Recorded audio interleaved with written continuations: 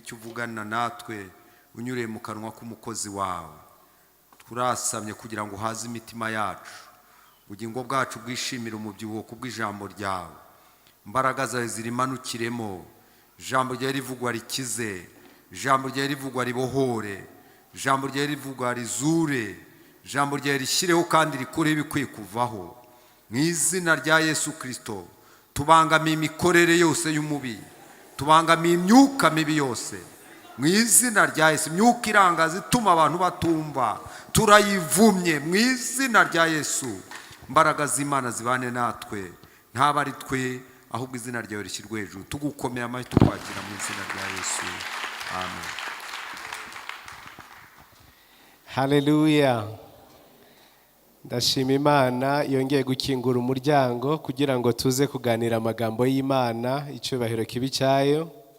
Ndashima n'umuvandimwe my big brother Bishop Rugamba wanyakiriye, wampamagaye. Imana imuhe umugisha mwinshi. Haleluya. Nukuri nisanga hano nk'umwe muri Bethsaida, kandi uko niko kuri. Numugisha abavuga butumwa barabizi, hariho ahantu ujya ukumva ntiwisanze, ariko hari n'ahandi ujya ukumva umwuka wawe urahamanya n'umwuka wabo. Mwarakoze kunyakira mu mitima yanyu. Imana ibahe umugisha mwinshi. Amen. Nuko Bishop yarariho aravuga, ni koko turiho turubaka urusengero rwa Zion Temple hano ku Gisozi. Ubu twamaze gusakara Bishop, twamaze gusakara, ubu turiho turakinga ndetse dukorana n'amakrepisage. N'urusengero ntirungana nk'uru, ruzajya rujyamo abantu 2,000 nirwuzura. Uru ni runini cyane kurusha ruriya rusengero, ariko nabwo turashima Imana. Ubwo rero reka mbisabe imbere y'iteraniro, muranyemerera urusengero rwuzuye yuko muzampa nka Bishop byibura nk'amezi 2 n'amakorari yose mukayampa, byibura mukaza mukanyubakira. Imana ibahe umugisha. Ariko ndabizi yuko Bishop azaza kudushigikira ndetse n'abandi bashumba. Imana iduhane umugisha. Amen.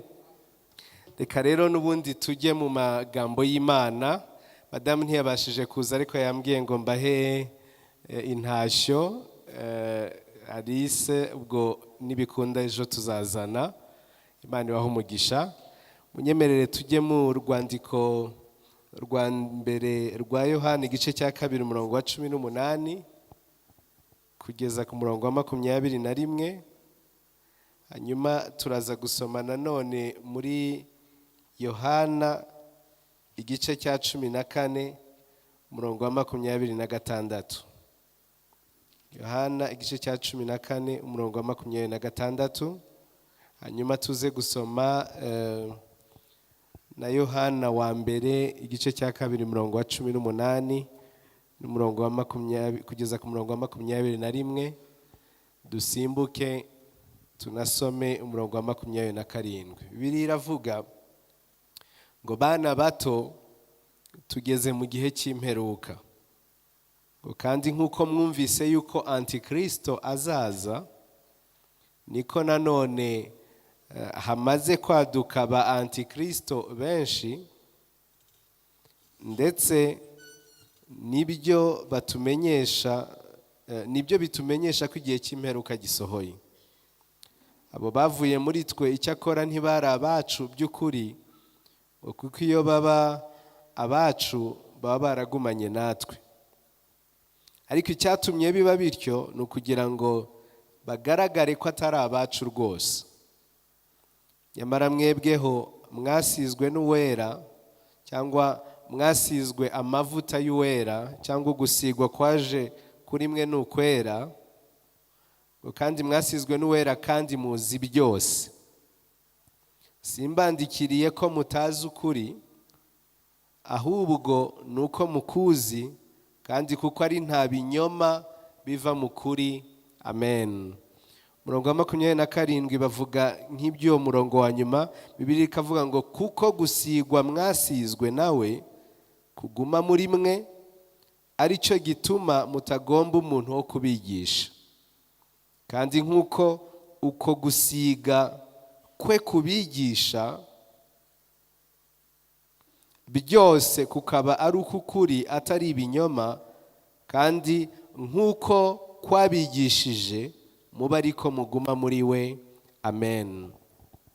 Ndarangiriza muri Yohana igice cya 14 murongo wa 26. Bibiliya iravuga ngo ariko umufasha ari we Mwuka Wera, uwo Data azatuma mu izina ryanjye, niwe uzabigisha byose, abibutse ibyo nababwiye byose. Amen. Abagatolika baravuga ngo iri ni ijambo ry'Imana, hanyuma bagasubiza ngo dushimiye Imana. Bose umuco mwiza ra. Turashima Imana kubw'ibi bihe bidasanzwe, aho itorero ryafashe icyemezo cyo kuvuga ngo reka twitegure Pentecote dukumbuza abantu umwuka wera. Natwe muri itorero rya Zion Temple literally ukwezi kwa gatanu kose tuba tuganira ku mwuka wera. Si henshi bakiganira gukora ku mwuka wera, ndetse bamwe ntibemera gukora ku mwuka wera. Muri iyi minsi ndifuza kuganira iminsi 2, ndashaka kuganira ku bintu bitatu: the person, the presence and the power of the Holy Spirit.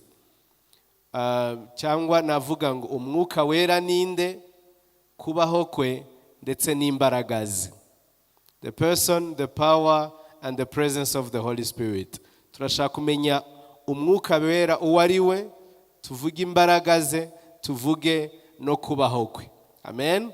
Ibintu bitatu binyuranye, nyamara tutajya tubasha gutandukanya, cyane cyane twega wa Pentecote. Uyu munsi ndashaka kuza kuganira amagambo ku kumenya umwuka wera uwo ari we. The person of the Holy Spirit, cyangwa ni muntu ki, mbese ni umuntu cyangwa ni ikintu. Kimwe mu bintu umwuka w'Imana yampishuriye nuko umwuka wera babazwa niyo twamwise ikintu. Ngo narindi mu nzira ngo numva ikintu kirambwiye, nari mbyamye numva ikintu kirambwiye, narindi ho ndasenga sinzi ikintu cyamfashe, sinzi ikintu cyankozeho, sinzi ikintu cyambwiye. Umwuka wera ntabwo ari ikintu, umwuka wera ni umuntu, agize ubutatu butagatifu cyangwa ubutatu bw'ubumana. Umwuka wera ni umuntu. Haleluya. Nk'uko utakwita Kristo ikintu cyangwa Imana ikintu, n'umwuka wera ntabwo yitwa ikintu. Haleluya. Birabaza niyo Abongereza bamwita the Holy Spirit. The ni kibanziriza ikintu, yego, ariko umuntu bakabaye bamwita izina bakavuga ngo Holy Spirit. Ntabwo bavuga le Saint Esprit, umva ari nk'ikintu, le tableau, la chaise, nuko nguko babivuga. Ni nayo mpamvu twabigumanye mu bitekerezo. Umwuka wera ntabwo ari ikintu. Amen cyane. Haleluya. Haleluya. Reka ntangire mpera kuri iki cyanditswe twasomye muri Yohana wa mbere igice cya 2 murongo wa 18. Bibiliya ivuze amakuru mbere yo kuvuga ugusigwa twasizwe, cyangwa umwuka wera waje ku buzima bwacu, amavuta yaje ku buzima bwacu. Umwuka wera waje ku buzima bwacu mbere y'uko ijambo ry'Imana rimuvuga, ribanje kuvuga ibihari muri kiriya gihe. Yohana yandika, urebye yandika urwandiko rwa mbere rwa Yohana, umutima we wari uwo kugira ngo abwire abantu yuko Antikristo yaje kandi yatangiye gukora akoreye mu bambari be. Umwuka wa Antikristo waje uzanywe n'ibintu bitandukanye, ariko cyane cyane ari ugukura mu kwizera abizera bataramenya iby'ukuri kuzuye. Kimwe mu bintu Antikristo azi gukora neza ni ukukwigisha ikinyoma akigoretse, yarangiza akagihwanyisha n'ukuri. Ikinyoma akagipakeginga, sinzi niba mwari mwabona abashinwa uburyo ari abahanga, agezana urukweto akarusanisha n'izindi nkweto zizwi nk'urwitwa Nike, akarushushanya neza rumeze nkarwo, yego, akarushushanya neza akarugira neza nkarwo, ku buryo urubonye wagira ngo ni Nike. Nabwo yajya kurwita izina akarwita Nike, kugira ngo umuswa utazizi ari uvuge ngo iyi ni Nike. Ubundi ati Nikeli cyangwa Nike, ariko kugira ngo akwereke yuko aguhaye original, yego. Umuntu umwe yarasekeje ngo yigeze kujya mu Bushinwa ashaka kwigisha ibya Yesu Kristo, agera kuri umwe aramubaza ngo do you know Jesus? Umushinwa aramubaza ngo nguzi Yesu? Umushinwa ahita amubwira ngo Yesu simuzi, ngo ariko unzaniye sample nagukorera Yesu. Kuko bamenyereye gufekinga ikintu guhita bagishushanya kijya gusa na Yesu. Rero na antikristo nicyo kimuzana, azana ishusho ya Yesu, Yesu utari we tuzi, amen. Umutima we ni ukukuzanira Yesu wundi ushushanyije ujya gusa na Kristo, ufite inzira zijya kumera nk'iza Kristo ariko atari Kristo. Muribuka mu Kristo ari mu rugendo ngo yahuye ngo n'umuntu arangije aramubwira ati urwo rugendo uzajyamo ati abantu benshi barupfiriyemo bahagiriye ibyago, ngo ahubwo reka ngucishe inzira iri butume ubona umusaruro umeze nk'umusaruro wari buzabona ugeze i Siyoni, ariko iyo nzira yo ntibabaje. Ngo amucisha mu nzira ngo igoranye, ngo muri iyo nzira ngo aho hantu ngo ahahurira n'abantu bitwa ngeso nziza nande namwikirisha amategeko. Iyo urebye abantu bayoborwa n'amategeko n'abantu bafite ingeso nziza, wakwibwira yuko bafite Kristo, nyamara kugira Kristo ntibivuze necessairement kugira ingeso nziza. Ingeso nziza ni imbuto zo kumwakira, ariko abantu babasha kurerwa neza bakagira ingeso nziza badafite Kristo muri bo. Come on, hallelujah cyane, hallelujah. Umwe mu myuka igaragaza umwuka wa murambabarira iyo ni accident grave, ni accident yo mu murimo w'ivugabutumwa. Umwe mu mwuka wa antikristo ugaragaramo tubona mu gitabo cy'ibyahishuwe ni umwuka w'abanikorawiti, amen. Umwuka w'abanikorawiti. Nikorawiti uwo nguwo yari umugabo, nimurebe ko muriho murareba hirya, nimundebe hano, haleluya, haleluya. Uwo mwuka w'abanikorawiti ni umwuka udasanzwe kandi umwuka uteye ubwoba. Numwe mu myuka antikristo akoresha kugira ngo ayobye uburari. Urakoze inshuti. Uwo mwuka niba muzi Nikolawu, numwe mu bantu uko ari barindwi bari abadiyakoni ba mbere intumwa zasengeye. Ubwo intumwa zavugaga ngo ntitugiye mu bintu byo kugabura, mureke dushaka abadiyakoni barindwi babidufashe, hanyuma twebwe dukomeze umurimo wo gusenga no kuvuga ubutumwa. Muri abo basengeye hajemo umuntu witwa Nikolawu, agibwaho n'umwuka mubi nawe wa antikristo uhakana Kristo. Uwo mwuka wari uyu, yaravugaga ngo ibintu bibiri: Kristo yamaze kugaruka gutora itorero. Icya kabiri akavuga ngo kuko mwamwakiriye nk'umwami n'umukiza, icyo Kristo yifuzaga nuko mumwemera nk'umwami n'umukiza w'ubuzima bwanyu. Ahasigaye nimwisambanire, nimwibe, nimubeshe, ntacyo bitwaye. Ubwo impanda izavuga muri aba Kristo muzajya mu ijuru mwese. Kuva mwaramwakiriye nta kibazo. Ese murumva bidafitanye isano n'abigisha inyigisho z'ubuntu muri iki gihe bafite umwanya wo kutubwira ngo nta kibazo, ngo icyaha kimwe umuntu yari yarakoze ngo cyari icyaha cyo kutizera, ngo kuva twizeye nta kibazo, kuva twizeye tubasha gukora ibyaha, ngo ibyo byaha si byo twe kuko twebwe turi umwuka. Ariko sha mwibagiwe ijambo ry'Imana rivuga ngo mbese imibiri yanyu ntabwo muzi yuko ari insengero z'umwuka uba muri mwe? Iyo ucumuje umubiri uba ucumuje n'ubugingo. Come on, hallelujah. Hari abantu bavuga ngo nasambanishije umubiri ngo ariko ngo umwuka wari umeze neza. Ninde wakubeshye?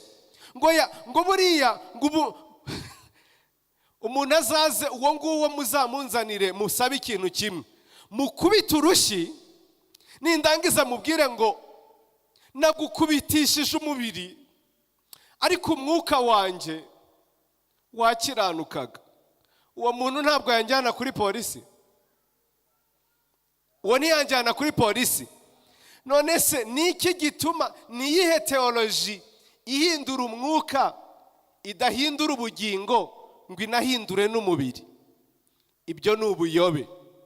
Ahangaha Nikolawu agibwaho n'uwo mwuka. Niyo mpamvu Yohana mu gitabo cy'ibyahishuwe yabigize ministere ye kurwanya imyuka ya Antikristo yari itangiye kuza mu bantu.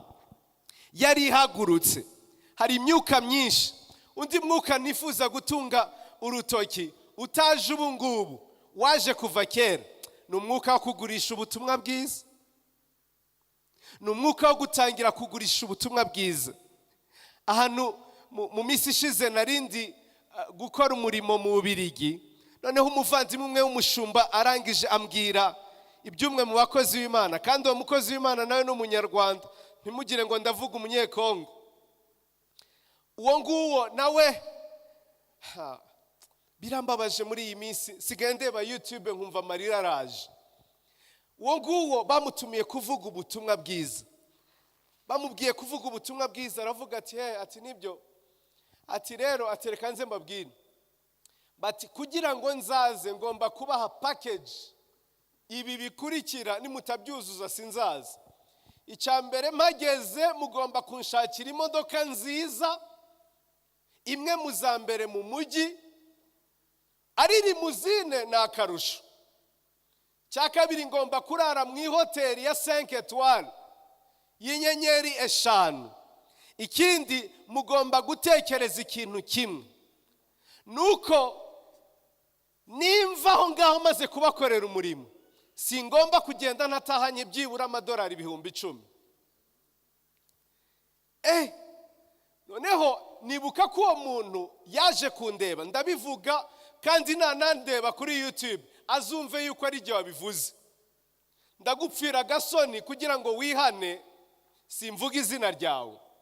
Yaraje ansanga ahantu arambwira ati pastor, numvise kuri urubaka urusengero rwiza. Ndavuga ni kubw'ubuntu bw'Imana tuzarwuzuza. Ati kandi ubwo narukuzuriza ku mutima, ntimana isubije amasengesho yanjye. Ndavuga nti buriya wasanga koko Imana imuvugiyemo agiye kunshigikira. Ati reka nkubwire uko bigenza, utegura igiterane, tumire babakire banyu bo muri Zayoni, tumire abakire b'inshuti zawe, nanjye nzazana abakire banjye bose.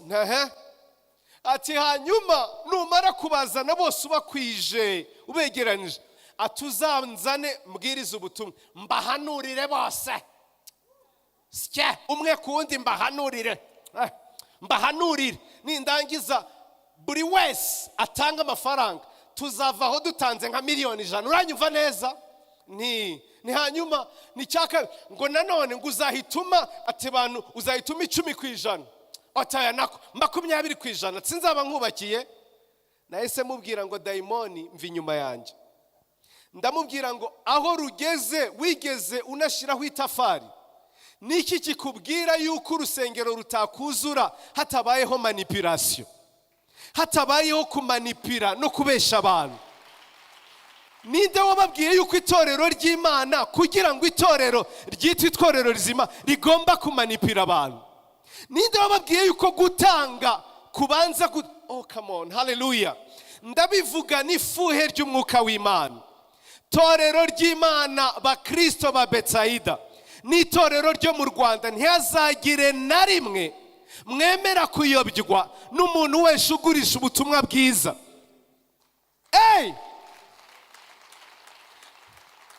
reka nkuruguture n'abaririmbyi. Bishop uranyemereye, utumira umuririmbyi muri iyi minsi yaza kuririmba ngo ngo ntabwo nzaza ngo udashizeho ngo package y'ibihumbi 500 ngo cyangwa amafaranga runaka. Muramenye ntimuzagibweho n'uwo mudayimoni. Muranyumva neza torero? Nta package, ubutumwa ntibugurwa amafaranga. Ayiwe, kandi ubu nimbivuga muragira ngo ndiho ndanga gutanga kubw'ubutumwa. Ndabizi nta mururumba ngira, nkunda gutanga, ariko sinjya ntanga n'abaye manipulated. Muranyumva neza? Iyo umuntu atangiye guciririkanya ngo ambwire ngo aya ngaya n'aya ngaya, mpita mubwira ngo ntabwo uzi icyo uriho urakora, ntabwo uzi icyo uriho urakora. Uwo mwuka ureze muri Kigali, bakozi b'Imana nimumfashe, abemeranya nanjye, niba mwemera yuko icyo kintu kidakwiriye, muvuge ngo biragatsindwe, biragatsindwe. Mu Bikorino wa mbere igice cya 9 umurongo wa 18, Bibiliya iravuga ngo murabizi yuko nabwirizaga ubutumwa ku buntu. Mu Cyongereza baravuga ngo free of charge. Umubwiriza butumwa abasha guhabwa a love offering, ariko ntabwo ashiraho igiciro. Muranyumva neza? Come on, hallelujah. Umuririmbyi wese uje agatangira gushyiraho igiciro, umuvuga butumwa agashiraho igiciro, Bethsaida nimuzamwakire. Mudamu mwigeze kumbwira ngo yari umukobwa ukuze ushaka umugabo, arangije ngo ajya ku mukozi w'Imana aramubwira ngo mfasha ngo usengere ngo mbone umugabo. Undi aravuga ati kandi bazi kugoreka ijwi, haleluya, urabitangira ikihe gitambo? Urabitangira ikihe gitambo? Nubitangira igitambo biragendana. Uragitangira ikihe gitambo? Ntabwo nshobora gusenga nashyizeho igitambo. Umuntu aje ababaye, uraje uramubwira ngo bitangira igitambo? Impano y'Imana numara kuyigurisha, Bibiliya udumva kwimbwira iravuga ngo abo ngabo ngo ibihembo byabo baba babibonye. Kandi ndababwiza ukuri, ibihembo byayo babibonye mu ijuru nta cyandikwamo. Kuba jeune turi kumwe hano, ku bantu bose baspira gukorera Imana, muramenye isi yihindukiza itihindukiza, uwo mwuka wa antikristo ntimukawemere. Come on, hallelujah. Kandi ndababwiza ukuri kandi ndabihamya, ndi umuhamya wabyo. Uzatunga, uzatera imbere, uzagirirwa neza mu murimo w'Imana utamanipiye abantu. Birashoboka, ndi umuhamya wabyo. Imana yakugirira neza without manipulation. Sinzi impamvu mpatinze kandi atari cyo nagombaga kwigisha, ariko ndamaze, kubera ko nizine Imana ishaka kubisenya. Ni umwuka w'ubuhanuzi wagize ishari. Icyampa ngo mpure nabo bose biyegeranye, mbabwire, mbabaze ni ikihe cyanditswe kibemerera gukora ibyo. Anishimwe. Now, noneho Yohana atangiye kuvuga uwo mwuka wa antikristo. Sinazanywe no kuvuga ku mwuka wa antikristo. Hari ibintu bigera muri 7 bigaragaza uwo mwuka wa antikristo muri iyo misi, mu misi ya nyuma. Harangije aravuga ngo ariko mwebweho dore igituma mutazayoba, nubwo hari inyigisho z'ubuyobe, nubwo hari inyigisho z'ubupfu, nubwo antikristo yahagurutse, nubwo hari inyigisho ziyobya z'uburyo bwose, mwebweho hari ikizatuma mutayoba. Hari ugusigwa mwasizwe kuzabigisha gutume mutayoba. Amen. Uko kwigishwa kuzatuma mutagendera muri izo nzira. Nkunda umwuka wera. Uwo mwuka wera azabigisha. 27, uko gusigwa gutuma mumenya byose. 21 nabwo, uko gusigwa gutuma mumenya byose, hatavuyemo na kimwe, byose. And so ubasha kwibaza ukavuga ngo mbese bishatse kuvuga ko ntazongera gusubira mu rusengero, cyangwa bishatse kuvuga ko ntazongera gusoma Bibiliya? Oya, ahubwo Bibiliya iravuze ngo nusanga umwigisha w'ukuri natangira kuvuga, uko gusigwa kukurimo kuzahamanya n'icyo avuga. Come on, hallelujah. Uwo mwuka wera azahamanya n'icyo avuga. Uwo mwuka wera uzasanga ahamanya n'ibyanditswe byera, uvuge ngo ibi ni byo. Now, uyu mwanya ngiye kujyamo gato mvuga iby'uko gusigwa, kugira ngo ntinde kukuvuga kuri the person of the Holy Spirit, umwuka wera uburyo ari umuntu. Kubera ko uko gusigwa kuravuga, uko gusigwa kubaho, kuragenda, gufite ubuzima. Uko gusigwa impamvu gutuma tutayoba nuko gufite intellect, gufite amarangamutima, gufite n'ubushake, gufite ibitekerezo, gufite amarangamutima, gufite n'ubushake.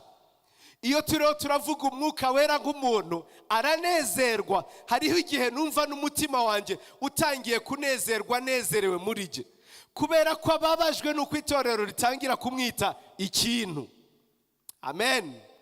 Ahangaha rero niho hatujyana muri Yohana 14 umurongo wa 26, aho Bibiliya ivuze ngo ariko umufasha ari we mwuka wera, dore icyo azakora, naza azabigisha byose, abibutsa ibyo nababwiye byose.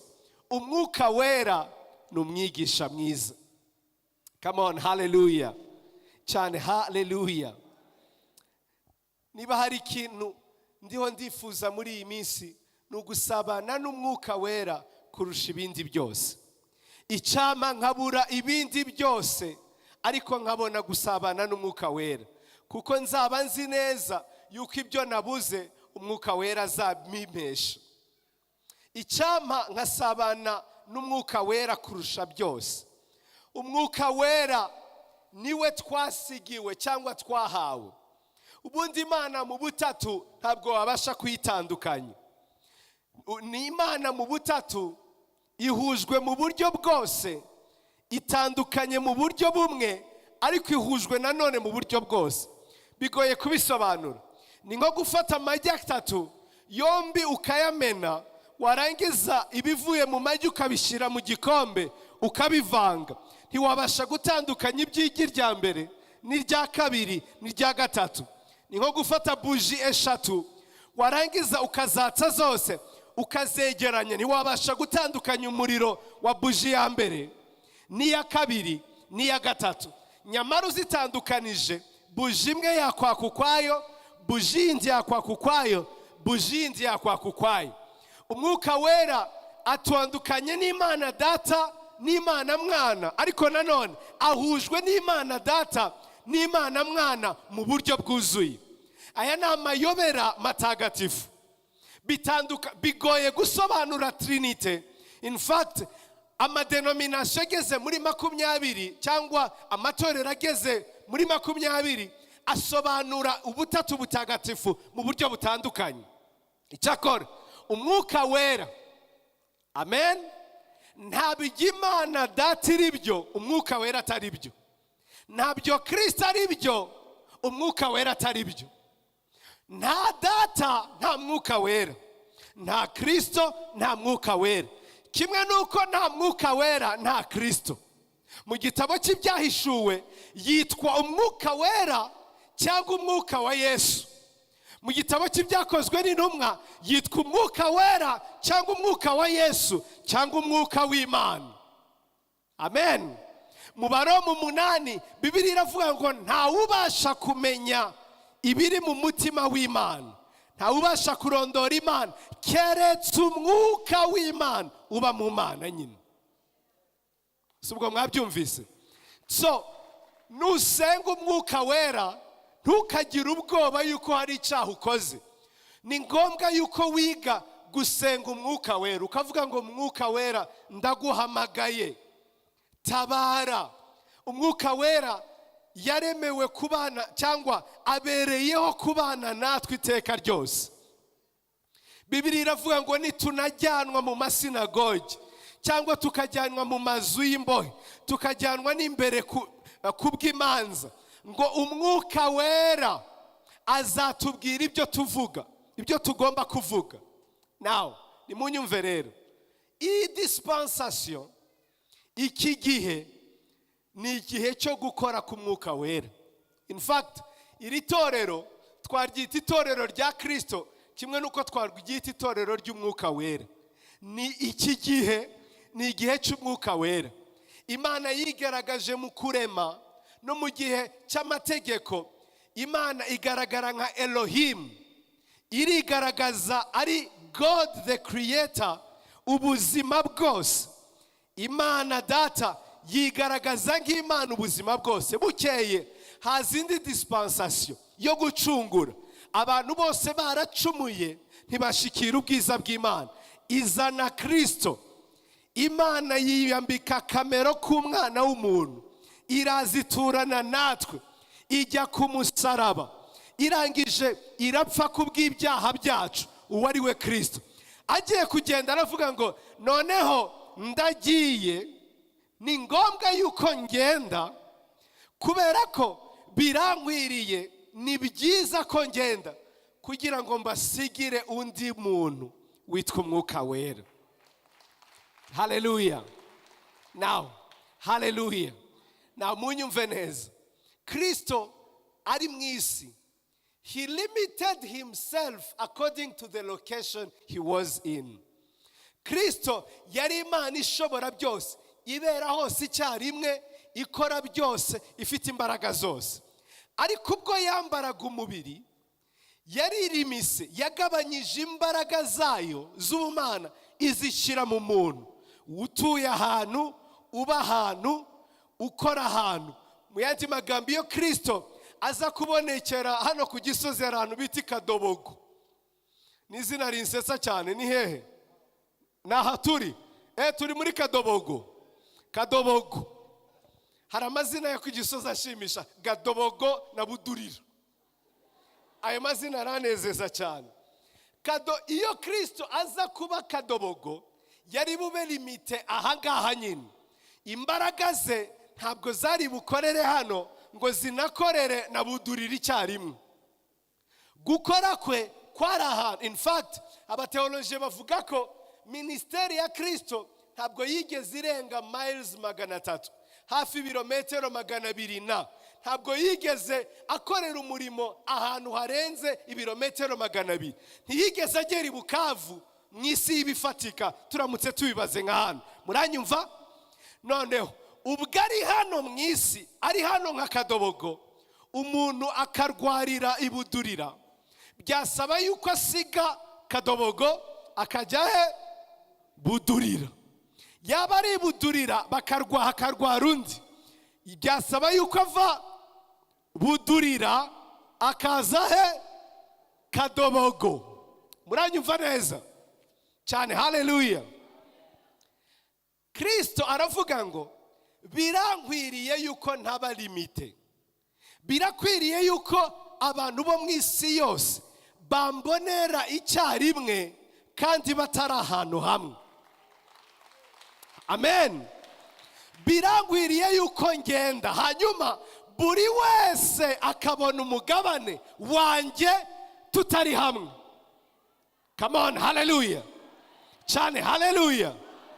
Birakwiriye yuko imbaraga z'ubumana zitaba limite mu mubiri umwe, ahubwo zikwira muri bose, kugira ngo dusohoze icyanditswe cyo muri Yoweri.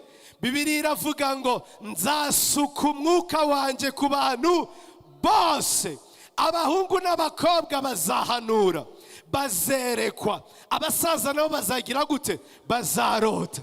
Umwuka wera ntabwo uzaba uri limite, ntabwo uzaba mu bakire nguwe kujya no mu bakene, uzaba uri mu bakire.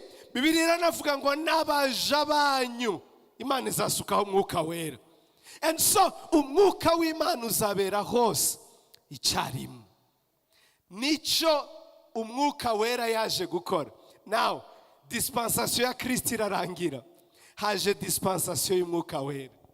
Mwuka wera mwita my boss, my boss. Mwuka wera icyama akaza ku buzima bwacu, tukiga kubana nawe uko bukeye uko bwije, mu gitondo, saa sita na nijoro. Tukamwumva turyamye, tukamwumva tubyutse, tukamwumva tureba umupira, tukamwumva turiho turasenga. Umwuka wera arashaka kuba mu buzima bwacu bwa buri munsi. Come on, hallelujah. Now, reka ngerageze nihute kubw'umwanya mvuge umwuka wera twabonye muri Yohana 14:26. Bibiliya iravuga ngo ariko uwo mufasha we naza. Reka ndakoresha Bibiliya y'Icyongereza mvuga amazina. Bibiliya y'Icyongereza yitwa Amplified ya Mwisi. Aravuga ngo but the helper, bakoresha amagambo arindwi. Irya mbere the helper, the comforter, the advocate, the intercessor, the counselor, the strengthener, and the standby. Ngiye gusobanura rimwe kurindi. Yego, reka mpere ku ijambo uwo mwuka wera naza. Bamwisizina kugira ngo tumenye ibyaza gukora mu buzima bwacu. Azaza ari the comforter, cyangwa umuntu uza kuduha comfort, uza kuduhumuriza. Uwo muhumuriza naza. Oh glory. Uwo muhumuriza naza ku buzima bwanyu. Umuhumuriza aza gukora iki? Aza guhumuriza nyine. Aza kuguha amahoro igihe wayabuze mu mutima.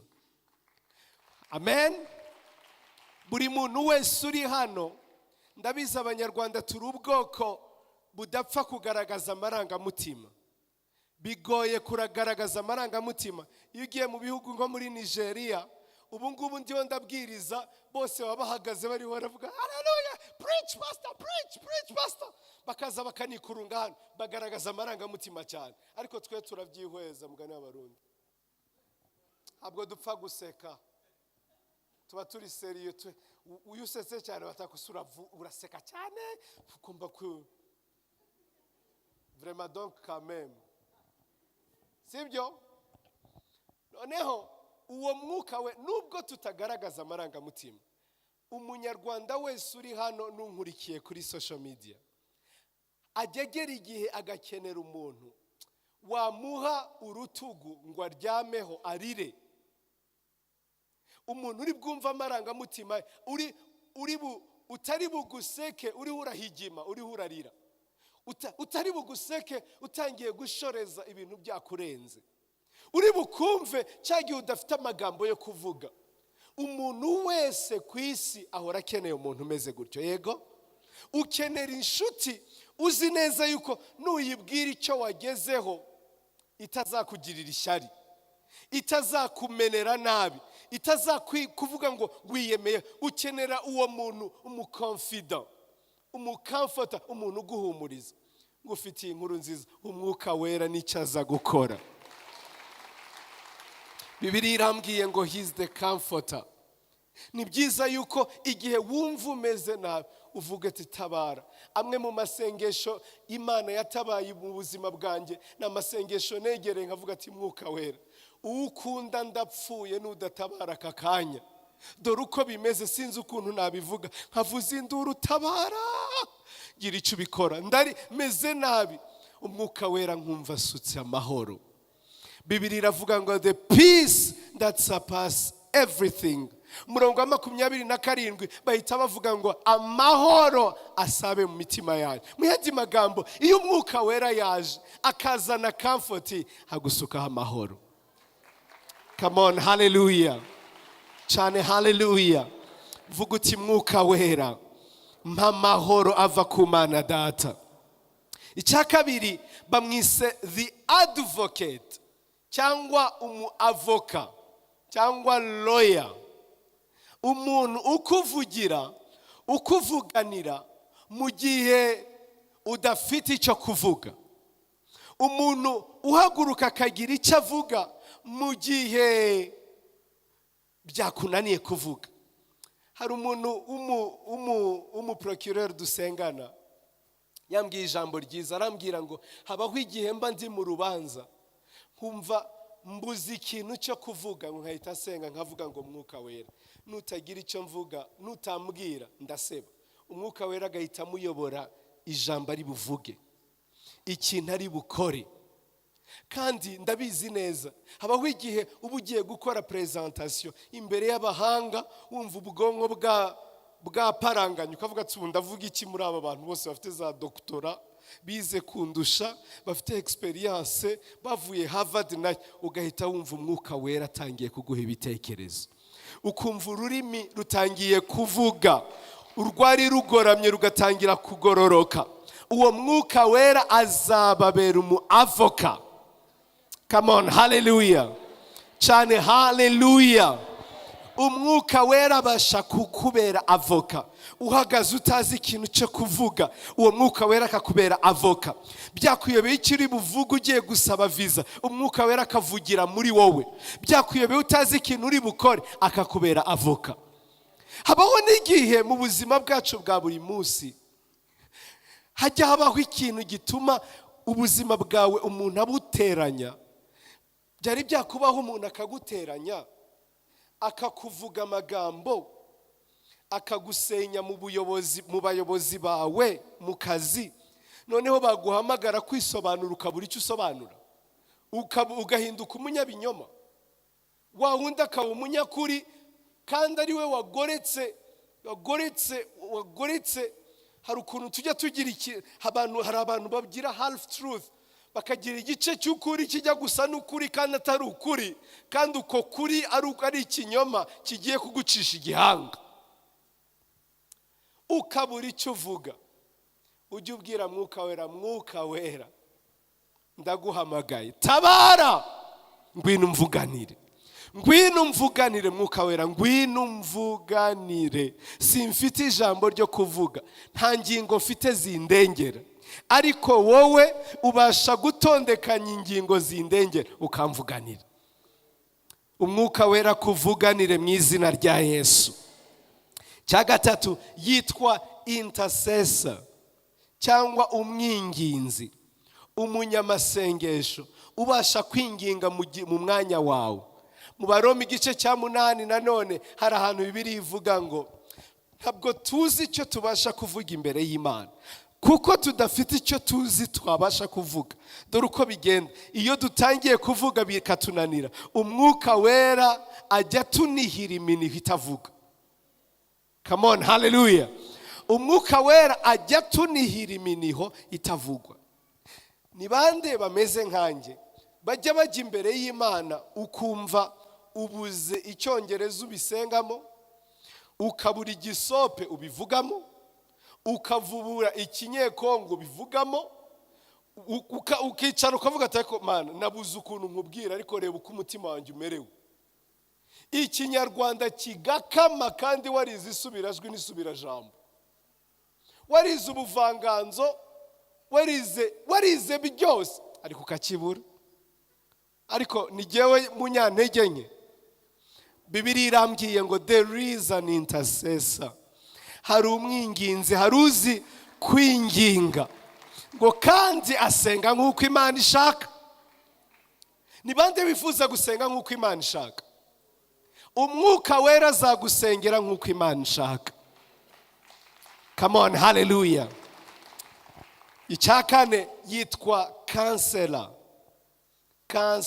cyangwa umujyanama. Now, umujyanama, hari abajyanama mu Rwanda, tugira abajyanama b'ubuzima, hari abajyanama b'amarangamutima, hari abajyanama b'uburyo bwose. Ngiye kukubaza ikintu kimwe. Ibaze uramutse uri umuyobozi ukaba ufite umujyanama witwa Umwuka Wera. Mu gihugu cya Amerika hariho abantu bazwi nk'aba financial coaches cyangwa financial counselors, abajyanama mu bijyanye n'ubukungu. Uraza ukabashirira ku ruhande ibitabo byawe, ukabereka amafaranga winjiza, ayo usohora, imyenda ufite, inzu utuyemo, ubuzima bwose uko bumeze. Noneho bakaza bakakugira inama bakakubwira ati hano wafashe ibyemezo bibi, niyo mpamvu wahombye, niyo mpamvu bari baraguteza cyamunara. Kubw'ibyo reka tugushirire ku murongo, uhereye ubu dutangire gufata ibi byemezo. Bakagufasha gusevinga cyangwa kuzigama, bakagufasha kuinvestisa neza, gushora imari mu bintu byiza, bakakubumbabumba ubukungu bwawe bugatera imbere. Barahari babihemberwa kandi bafite ubwo bushobozi. Ariko uzi ikintu cyansekeje, mu gihe cyashize habaye ihungabana ry'ubukungu. Niba hari abantu batewe amabuye, in fact hariho bamwe bishwe, umuntu akaba yamugiriye inama yashora imari ahantu ahubwo agahomba burundu. Umuntu agahita ajya kugura imbunda akaza kwica uwamugiriye inama. Warambeshyesha gute? Wambesha amafaranga yanjye akaba yagiye. Nawe abantu bagira aho barangirira. Hari abantu bagira ahantu barangirira. Nigeze kugisha inama inshuti yanjye imwe, hari business nari ngiye gukora. Ndamubwira nagize iki gitekerezo, nagikoreye business plan, nabigenje nyana gutya. Ndamubwira arangije aranyitegereza arambwira tuzashya. Urahiye ariko uri umuswa bigezaho. Araza aravuga ati ntunatinyuke no kubikora, ati kandi uriyahura urapfura hwereye. Ati kwanza ati ndabizi uri umusazi ushobora no kubikora ubu nyine. Abwahamagaye madamu. Erega bibi ntambara hagati yanjye na madamu kubera uwo muntu umujyanama, so called umujyanama, aramubwira ati ye baba we, ati umugabo wawe yaftewe n'ibisazi. Biriya ni ibiki mugiye gukora? Biriya bintu ntibyakorwa, biriya bintu ntibyakunda hanaha.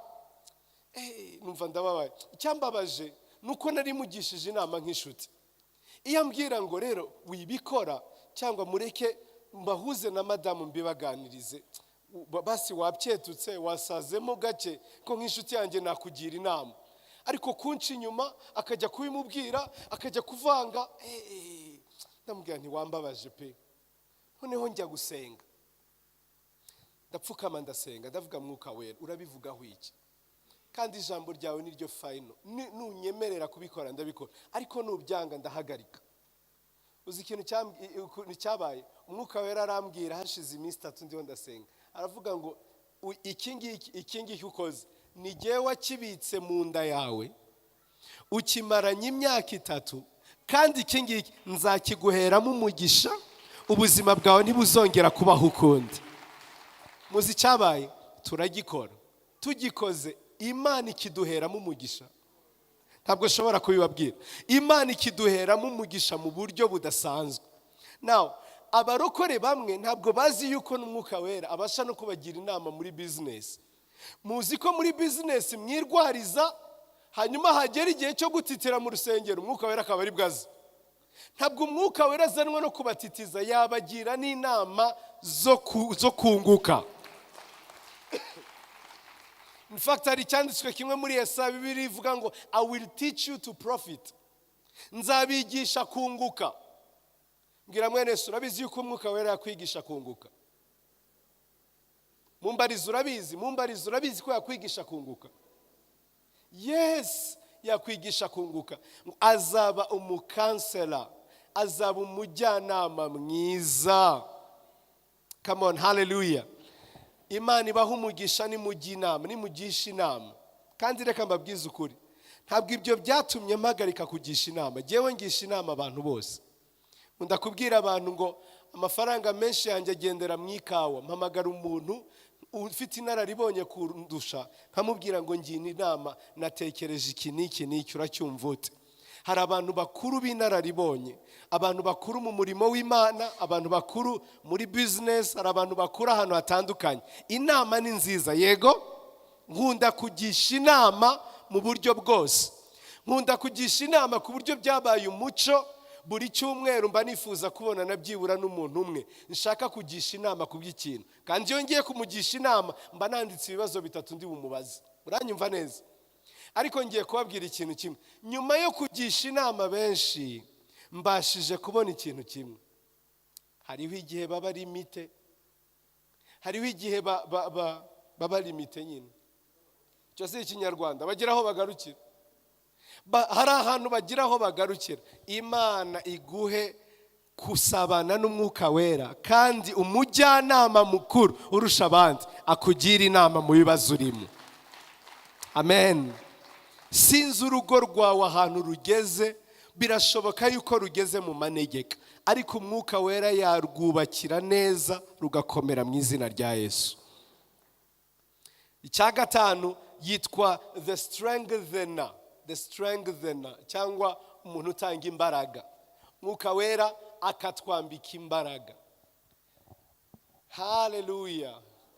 Hariho abantu ahangaha, ntabwo nshaka kuvuga the strengthener ngo nze kuvuga imbaraga zo nzavuga ejo. Sinshaka kuvuga imbaraga z'umwuka wera zikora ibitangaza, zikomezwa, zikora ibintu bidasanzwe. Oya, ntabwo ari cyo nshaka kuvuga. Ndashaka kuvuga umuntu uguha imbaraga zo mu mutima. Muranyumva neza? Umuntu uguha imbaraga zo mu mutima. Minsi ishize naganirijwe amakuru y'umukozi w'Imana nubahaga, nkunda kandi nishimira. Ndamukunda kubera ko yabaye umugisha ku itorero ridasanzwe. Ariko bambwira amakuru ye numva ndababaye cyane. Yanyuze mu bihe by'intambara zidasanzwe, arangije agira depression. Amaze kugira depression, yanga abakirisitu, yanga itorero n'ibisa naryo. Ubu ari mu rugo aricaye, ntashaka kuza mu materaniro. Yakomerekejwe koko n'itorero, akomeretswa n'umurimo. Arangije ibyo ngibyo bimutera kuzinuka umurimo w'Imana. Arangije aragenda. Haleluya.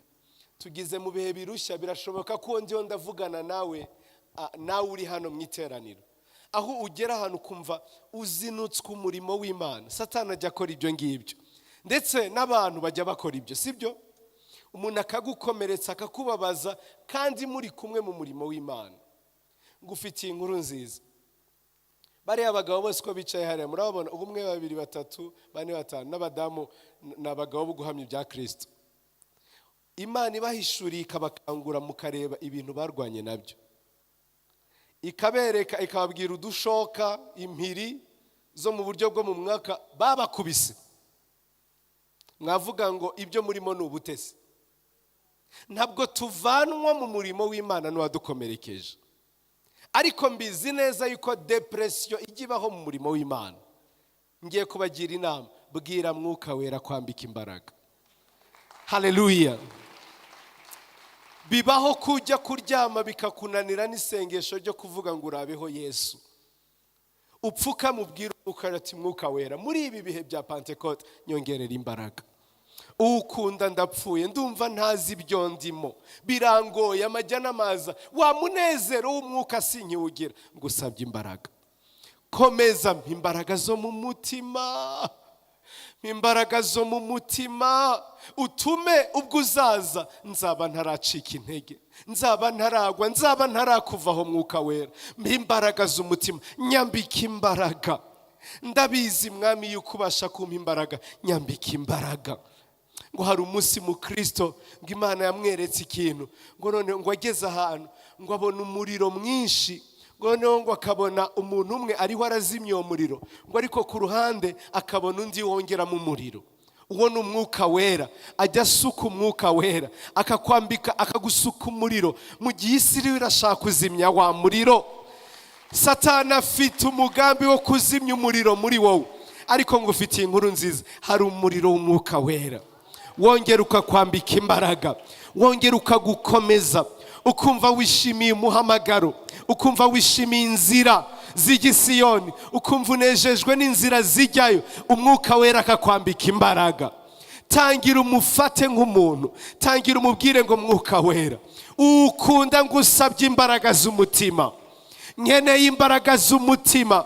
Benshi bariho barabivamo kubera umugisha muto bahawe. Nyambika imbaraga z'umutima. Haleluya. Bwana asifiwe. Irya gatandatu yitwa stand by. Stand by. Iri ni ryo nkunda cyane kurusha irindi. Stand by. Stand by. amatorero meza nk'iri torero cyangwa abantu bafite amasare, ibigo byiza bajya bagira uyu muriro wa reg, bakagira umuriro wa reg, bakagira n'umuriro wa generator, ndetse ababishoboye bakagira backup zigera muri 3, bakagira n'uw'izuba. Dore uko bigenda. Iyo umuriro wa reg ugize gutyo ukavaho, habaho indi generator cyangwa moteri ihita itangira ngo cuku cuku cuku cuku cuku cuku cuku, igatangira ikaka. Rimwe na rimwe ntitunabimenya ko umuriro wagiye, ugira gutyo ugahita uzi icyarimwe. Umwuka wera yiswe standby, like a standby generator, nka backup. Cyagihe imbaraga zawe zishize utaranabimenya, umwuka wera ajya yatsa imbaraga ze akakubwira ngo Flori, haguruka. Come on, hallelujah. Cyagihe ubwenge bwawe burangiye, ibyo wize birangiye, experience yawe ishize, umwuka wera akakubwira ngo mbese ntiwaruzi yuko mimi ni mzee wa zamani, mfite experience, nakuyobora sha, agahita aguhagurutsa akakwambika imbaraga. Come on, hallelujah. Chane, hallelujah. He is always ready. Ahora yiteguye kukwambika imbaraga uzibuze, kuguha amahoro uyabuze, mu izina rya Yesu. In fact, ngunze kuvuga ikintu, nta muntu wuzuye umwuka wera uyoborwa nawe yarakwiriye kwicwa na depression. Nta numwe wari ukwiriye kubikora, kubera ko utanga amahoro ari hano, utanga amahoro ari hano, utanga amahoro agendana natwe, abana natwe ibihe byose. Come on, hallelujah. Cyane, hallelujah. Ndarangiriza kuri iki ngiki. Niki twakora ngo dutangire kunoza ubusabane nawe?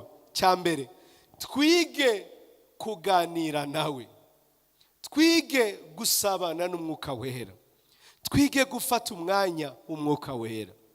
Ni byiza gusenga amasaha 2, ni byiza gusenga amasaha 3, ariko ni na byiza kugendana nawe. Mbyita practicing the presence of God, gupratika kugendana nawe.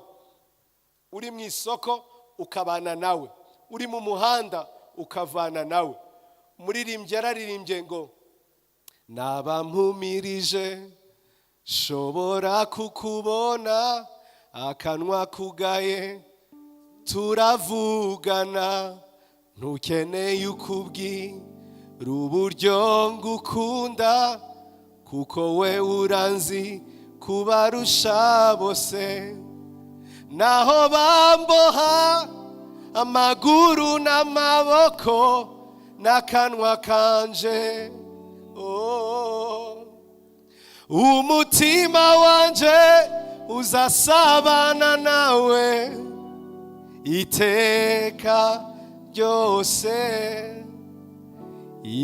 Ikinezeza nuguhorana nawe, nkahora nibera mu bikari byawe.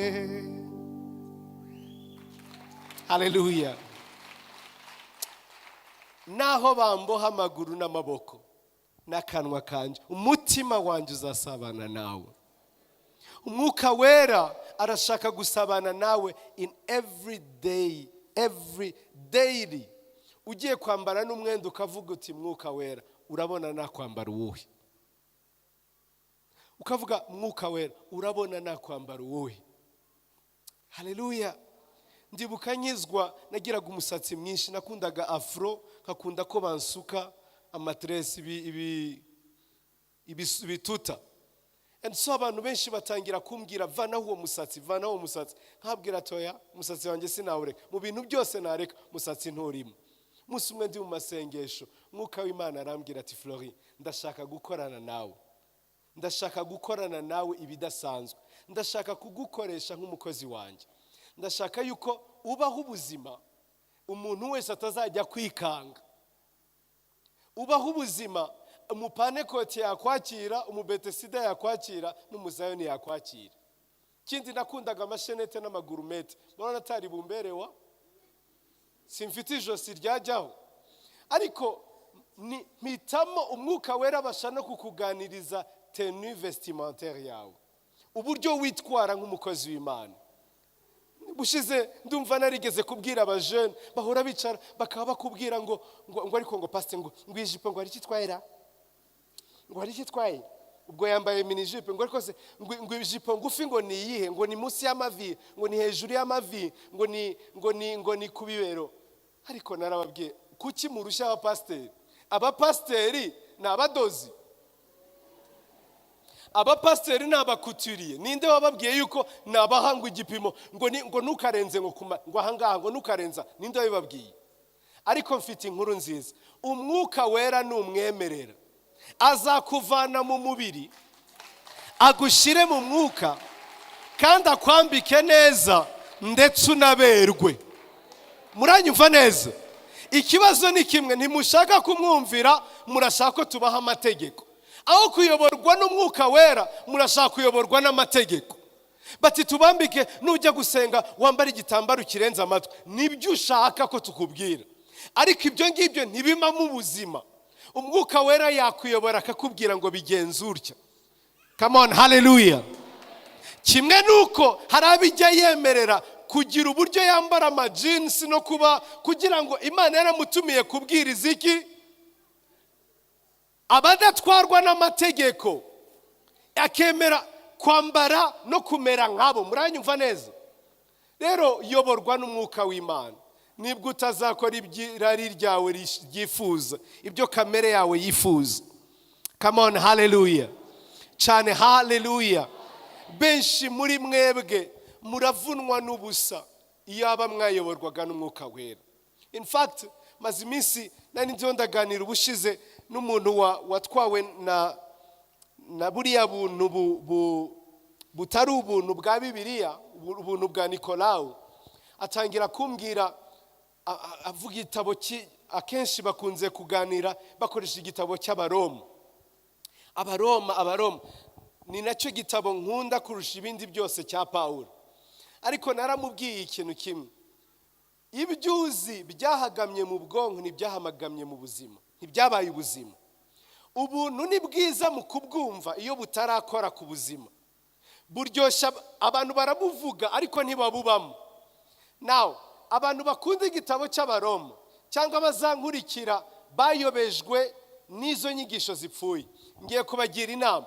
Mu gitabo cy'Abaroma Pawulo yanditse umwuka wera cyane kurusha uko yanditse ubuntu cyane. In fact, nubara umwuka wera mu gitabo cy'Abaroma uzasanga yaranditse umwuka wera cyane kurusha ubuntu. Now, bivuze iki? Bivuze ko kubaho ubuzima bw'ubuntu, gutwarwa n'ubuntu, kuyoborwa n'ubuntu, kugendera mu buntu, kugira ngo ubishobore ni ukuyoborwa n'umwuka wera. Muyoborwe n'umwuka wera nibwo mutazakora ibyo kamere irarikira. Pawulo abivuga mu Baroma 8, yasobanuye ubuntu kuva mu gice cya mbere kugeza mu gice cya 7. Mu yandi magambo, imbaraga z'ubuntu ziri mu mwuka wera. Come on, hallelujah. Bakunze kuvuga ubuntu buri positional, ntabwo bavuga ubuntu bwo kubaho. Ubuzima buri positional, akavuga ngo ubu twagezeyo ntitubasha gucumura, turera. Ariko kugira ngo ubeho ubwo buzima buri positional, ugere kuri urwo rwego, uyoborwa n'umwuka wera. Amen. Icyambere nari mvuze, iga kuyoborwa n'umwuka wera, iga gusabana nawe, iga kuvugana nawe. Dore umwuka wera ukuntu ameze. Umwuka wera ni gentleman. Umwuka wera ntabwo ari kazitereyemo, azi iyo wamuhamagaye, azi iyo wamubwiye. Muranyumva? Azi iyo wamushatse, azi iyo umukeneye. Kandi iyo umubwiye ngo singushaka, ategereza igihe uzamubwirira ngo karibu mu buzima bwanjye. Bimeze gute? Dore uko bimeze mu buzima bwacu. Bimeze nk'umugabo wifuza yuko nagera mu rugo azubahwa, yifuza yuko nagera mu rugo agomba guhita hagera amazi akabase gashushe k'amazi gashyuhije neza ku buryo ahagera bahita bambwira ati shehi mwahageze, bakamuririmbira, barangiza bakamukunjira ipantaro, banza bakamushyirira uturenge mu tuzi dushyushye, bakamugaburira neza inkoko ya mwende mukabone n'amafiriti n'ibindi abanyarwanda bakunda, sibyo? Bakamugaburira neza, barangiza bakambwira ati, bakatangira kumubaza amagambo meza, sheri mwiriwe mute, muraho. Bameze nk'umuntu, nk'umugabo umeze gutyo, ariko utajya ufata umwanya wo kuganira n'umugore we. Yinjira ari kuri telefone, akinjira ahita yatsa televiziyo, areba televiziyo, akinjira adashaka kugira icyo aganira n'umugore ngo baganire, basabane, begerane. Noneho abagabo, hariho abantu benshi bameze gutyo, nibyo ra? Ako nari nzi ko abagore bakwiriye kunkomera nk'amashi kubera ko mbubakiye. Ariko mwabadamu mwe nimunkomera amashi ndayemera. Abagabo, hari abagabo yinjira mu rugo ikintu akora nta gusabana, gatareba televiziyo, akaba ari kuri telefone, akaba ari kuri WhatsApp, akaba ari ku bindi, ariko agashaka yuko nahagera bahite bamuha care nk'iya 5 star. Amazi agomba kuba adakonje atanashyushye yuko ari bwoge. Imyenda igomba kubihumura, igitanda kigomba kuba giteye, ibintu byose bigomba kuba bimeze neza. Mubwire ibanga wa mugabo we, niba ushaka iyo 5 star care, ugiye guha care umugore wawe. Muranyumva neza? Umubaza uko ameze, umubaza uko yiriwe, umubaza uko aseka, niyitsamura ubwo uti kirashira mama shenge. Ibyo abagore barabikunda mw'abantu b'Imana. Yego? Iyo umuhaye care, nawe akuba 5 kukugirira neza, akuba 5 kugutekera ibyiza. Now dore icyo mbivugiye, sinabivuze nanjye nabaye nka Paulo ngo ibyo yabivugaga abiganisha kuri Kristo. N'umwuka wera, abantu benshi bahora bamusaba imbaraga, presence. Mana sukaho imbaraga, mafuta, imbaraga z'Imana, muriro, badayimoni, impano y'ubuhanuzi, bagukora ibitangaza. Bagahora bamusaba umwuka wera, avuga ati mpa, bamukeneyeho imbaraga, ariko ntibakeneye umwuka wera. Bakeneye imbaraga ze, ariko ntibakeneye gusabana nawe, ntibakeneye kuvugana nawe, ntibakeneye. Bibiliya iravuga ngo icyakora muzahabwa imbaraga umwuka wera nabamanukira. Umwuka wera ataraza, imbaraga ntimuzibona, ariko naza imbaraga zirabasanga. Nahitamo guhakwa ku mwuka wera aho guhakwa ku mbaraga. Nahitamo guhakwa ku mwuka wera aho guhakwa ku mpano, kuko izo mpano zihabwa imbaraga n'umwuka wera, zikoreshwa n'umwuka wera. Come on, hallelujah. Uko nguko tubigira mu ngo zacu, uzi ko ari nako tubigira mu mwuka wera. Uko nguko abantu babigira mu ngo zabo, ni nako babigira mu mwuka wera. Ahora yicaye ategereje Flori, yifuza gusabana nawe, yifuza kuganira nawe, yifuza kugira icyo amubwira, ibyo amwongorera, yifuza kugira imprint, ibintu amushyira ku mutima, arifuza kubana nawe. Uko gusigwa Bibiliya itubwiye ni ugusigwa kutwigisha. Ni bande bazi yuko umwigisha adashobora kuvuga, nako adashobora kugira icyo akumarira iyo utamuteze ugutwi, iyo utari kumwe nawe, iyo utegeranye nawe, iyo atakwigisha. Umwuka wera arashaka kuganira nawe. Ndasenze ngo umwuka wera abaganirize, ndasenze ngo umwuka wera abaha imbaraga, ndasenze ngo muhe umwanya umwuka wera, arifuza kuvugana namwe. Amen. Yesu abaha umugisha mwinshi. Munyemerere duhaguruke, ndabizi umwanya uragiye. Uyu munsi naganiraga kuri the person, ejo tuzaganira ku mbaraga ze, nibishoboka tuganire ku mpano ze, nibishoboka buri muntu wese ahabwe ikimwerekanishaho umwuka wera. Amen. Ariko uyu mwanya ngiye kugusaba ikintu kimwe, ngiye kukubwira, ugiye kwihana, ubwira umwuka wera ati umbabarire ko nakwirengagije, umbabarire yuko ntakumviye. Ubusabane n'umwuka wera bwiyongera cyane iyo akubwiye ati ndifuza ko wasenga. Hari ijwi rijya riza rikakubwira ngo ese wafashe ibihe, ese wakwegereye aka kanya, ese wanyegereye uyu mwanya, ese wafashe umwanya.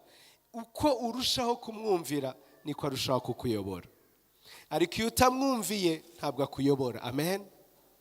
Uyu mwanya ubwira umwuka wera uti mwuka wera, narakunize, narakumaze, sinakumviye, sinakwitayeho. Ibyo wavugaga byose navuniraga igiti mu matwi. Umbabarire ko ntagushyize mu buzima bwanjye bwa buri munsi. Umbabarire yuko nirwariza muri business nkaguha umwanya mu rusengero gusa. Umbabarire ko nirwariza mu muryango wanjye nkaguha umwanya gusa mu rusengero. Ndabizi mwuka wera ubu urashaka kubifata byose. Mwuka wera ni Imana irashaka vora y'ubuzima bwawe. Amen. Munyemerere dusenge. Data mu izina rya Yesu, turihana, twegereye intebe yawe twihana. Turavuze ngo tubabarire, utwezeshe ukuri kw'ijambo ryawe.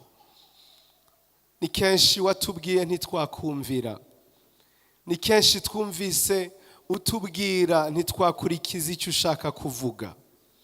And so we are coming unto you, Holy Spirit. Ngwino weza ubuzima bwacu, ngwino weza ubuzima bwacu, ngwino weza ubuzima bwacu, ngwino weza ubugingo bwacu, ngwino weza amarangamutima yacu. Ngwino tubabarire mwuka wera, aho twakwimuye tukimika inarijye mwami, tukimika ibitekerezo byacu. Tuje nk'itorero ryawe, tuje nk'ubwoko bwawe. Mwuka wera turagushaka, ngwino aka kanya weza ubugingo bwacu. Melobreze dal kotaretel tale masombra de la confaralel albarede zime sushatela tal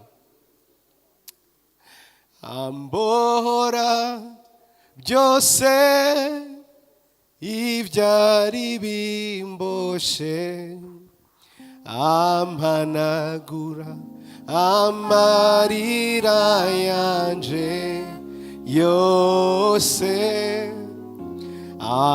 anyeganyeza byose ibyamboshe kera, sinshobora gusigara uko umwuka w'Imana yaje, umwuka w'Imana yaje. Sinshobora sigara umwuka w'Imana yaje, umwuka w'Imana yaje. Sinshobora gusigara uko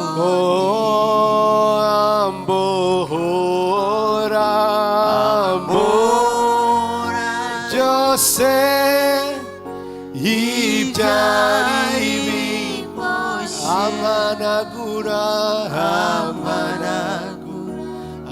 amarira yose anyeganyeza byose ibyamboshe kera, sinshobora gusigara uko ndi.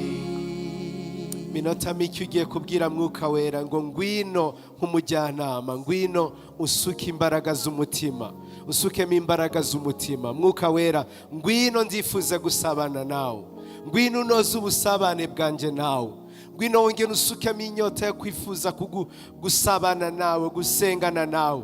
Reka ngusaba aka kanya utangire ibisengere.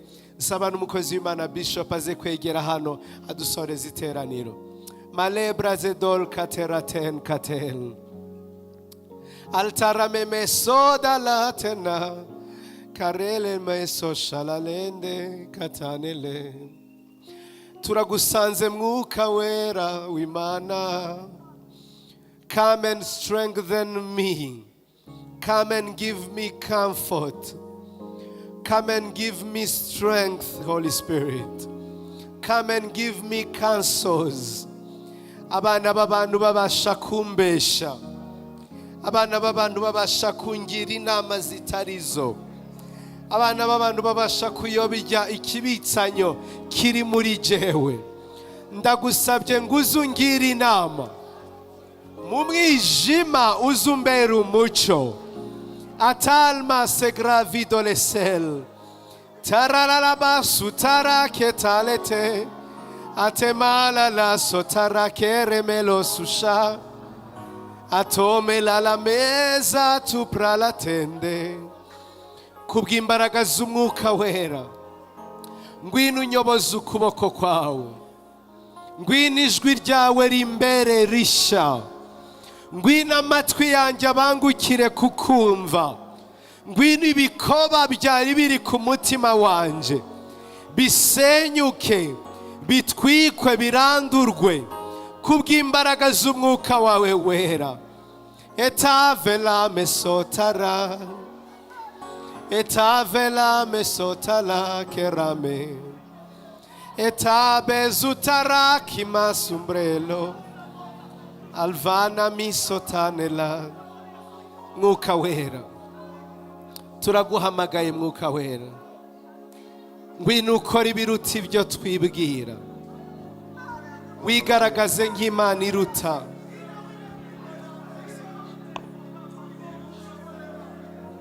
Atala meso shalele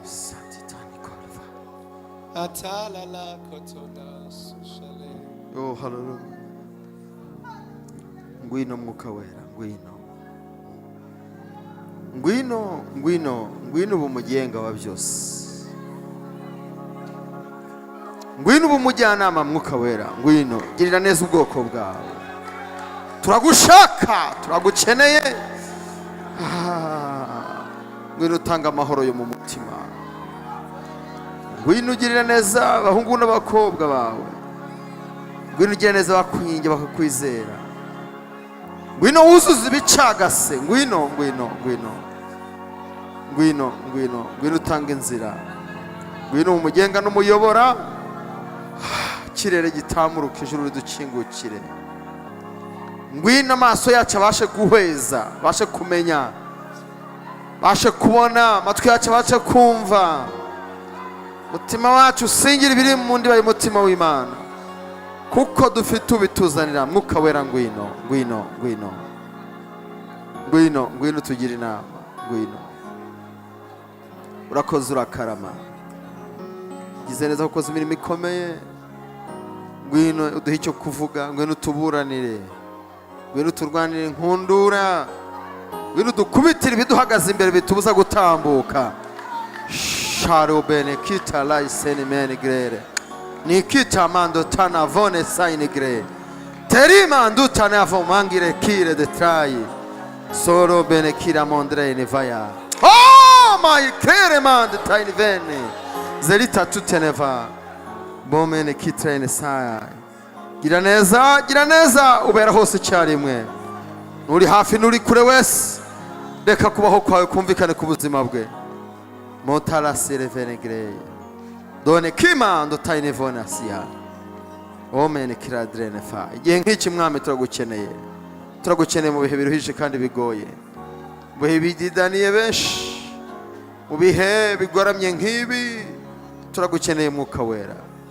Urakoze, urakarama kuje, urakoze kongeye kutuzaho cyane, urakoze ko tujyanye ubusabane nawe, urakoze ko tugiye kuvugana nawe, tukagendera nawe, tugakorana nawe, kavuga tukumva, twavuga nawe ukumva, kandi kubaho kw'Imana kumvikana hagati muri twe. Tugukomeye amashyi, tugukurira ubwatsi mu izina rya Kristo umwami wacu. Amen.